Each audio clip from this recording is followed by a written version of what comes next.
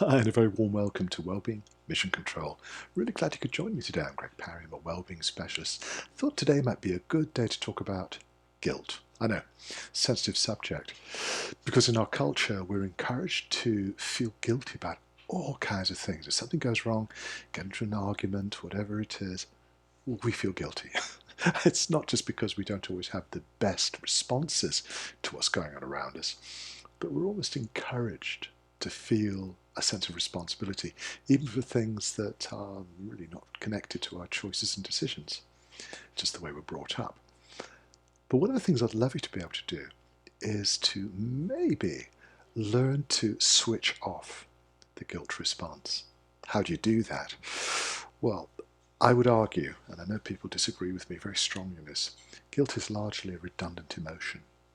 The effort that we put into punishing ourselves for things we've done wrong, I think it would be better to use that energy to correct our behavior so we don't make the same mistake again. Accepting that we've made an error, we've created a problem, we've made a mistake, we've done something inappropriate. That's fantastic. It's very important to take responsibility for what we do. But punishing ourselves with guilt is not always very helpful. In fact, in my view, it's counterproductive.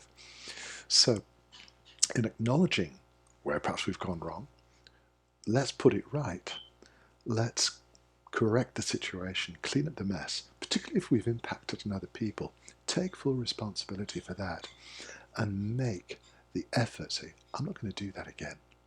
I'm going to avoid that particular mode of behavior, that way of behaving, that way of speaking, talking, acting.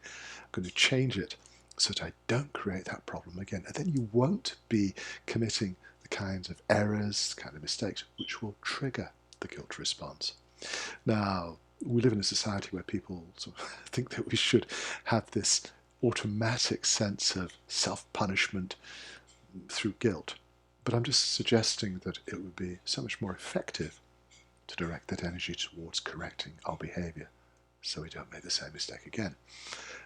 There are many occasions when you will encounter conflict or difficulties that are not directly connected to you.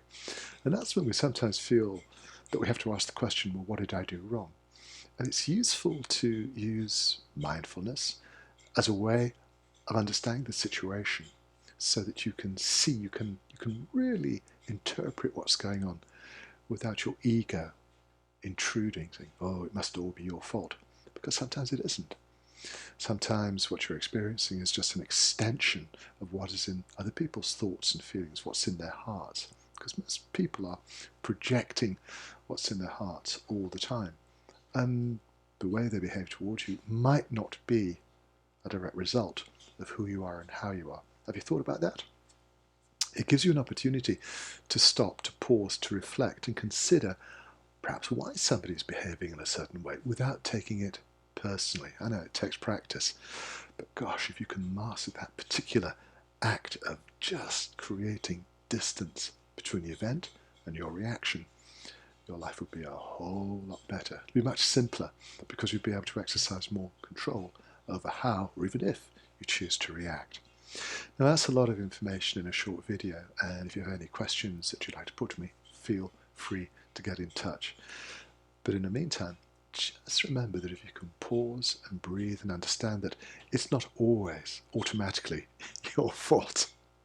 Though the seeds of guilt are usually sown in childhood, I'd love to take your guilt chip and remove it so you don't waste so much energy in punishing yourself, that you can use the energy to make behavioral corrections and adjustments which will make life much better.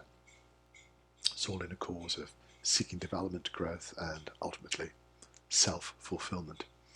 But as I said, feel free to offer your observations, your comments, and any suggestions you'd like to make about subjects which you find interesting. In the meantime, I'm looking forward to being back with you very soon, and I'd love to wish you a wonderful day.